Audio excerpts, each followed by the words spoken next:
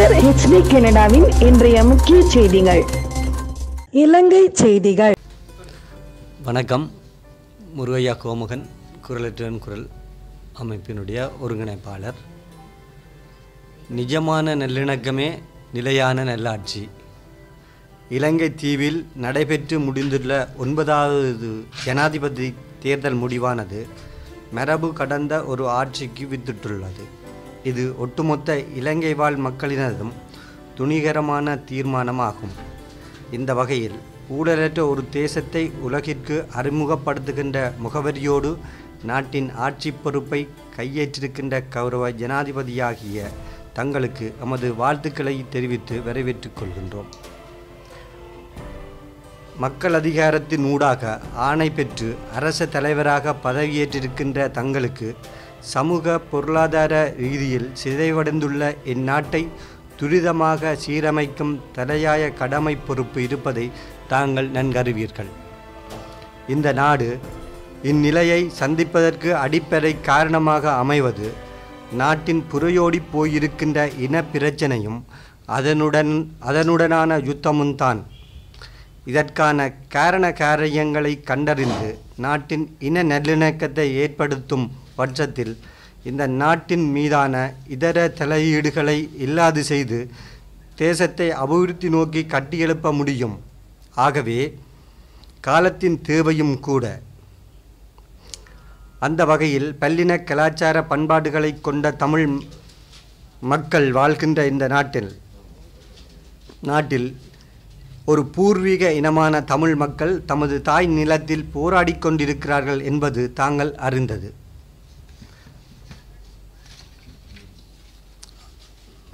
ஆண்டாண்டு காலங்களாக அதிகார கதிரையேறும் எந்த ஒரு அரச தலைவரும் தமிழ் மக்கள் தமது நியாயமான வாழ்வுரிமைகளை முழுமையாக அனுபவிப்பதற்கு வழிவகுத்ததில்லை. மாறாக எமது கோரிக்கைகளை பிரிவினைவாதமாகவும் பயங்கரவாதமாகவும் சித்தரித்து சகோதர சிங்கள மக்கள் மத்தியில் இன வெறுப்பினை தோற்றுவித்ததுடன் அதிகார பலம் கொண்டு தமிழர்களை அடக்கி ஒடுக்கி ஆட்சி புரிந்து தத்தமது சுயலாபத்தை அனுபவித்து கொண்டதையே இதுநாள் வரலாறாக இருந்து வருகின்றது.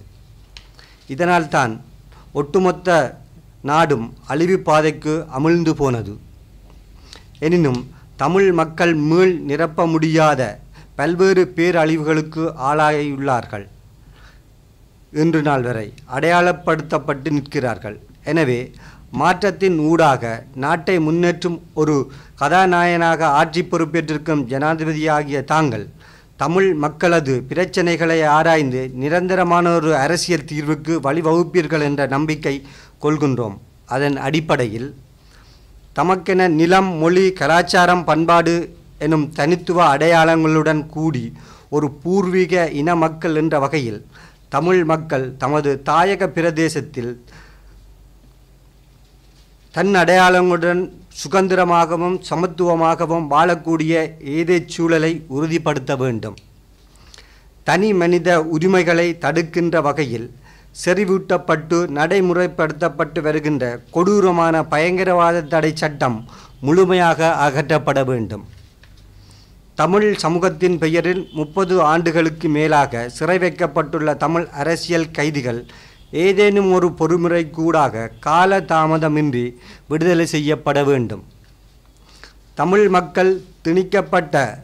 மக்கள் மீது திணிக்கப்பட்ட போரின் பங்காளிகளாக இருந்து புனர்வாழ்வு என்ற பெயரில் விடுதலை செய்யப்பட்ட போராளிகள் உட்பட சிறைகளில் இருந்து விடுதலையான தமிழ் அரசியல் கைதிகளின் வாழ்வாதாரம், அவர்களின் உடல் உள மேம்பாடுகள் தொடர்பில் உடனடி நடவடிக்கை மேற்கொள்ளப்பட வேண்டும்.